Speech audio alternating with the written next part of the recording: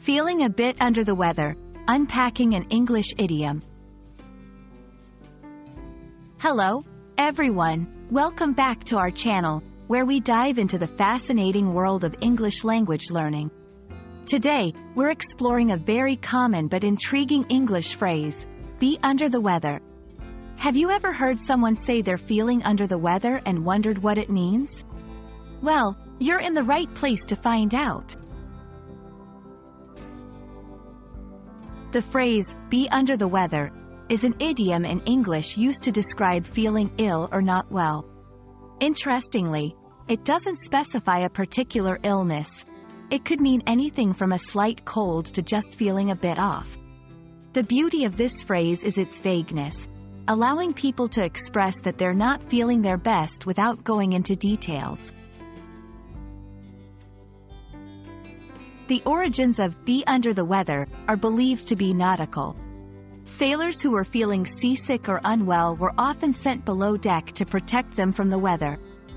Being below deck, or under the weather, meant they were in a place where the rocking of the ship was less intense, hopefully helping them feel better. Over time, this nautical term made its way into everyday language to mean feeling sick or unwell in general, not just at sea. Now, let's look at how to use be under the weather in a sentence. This phrase is quite versatile and can be used in various contexts. Here are a few examples. I'm sorry, but I won't be able to come to work today. I'm feeling a bit under the weather. She won't be attending the meeting. She's under the weather. He's been under the weather since yesterday, so he's taking it easy at home. Notice how the phrase is used to explain absence or a need to rest due to ill health, without specifying the nature of the illness. English is rich with idioms that express the idea of being ill. Here are a few similar phrases. Feel off color. This means to feel unwell, with color metaphorically representing one's usual state of health or energy. Not up to par, originally from golf.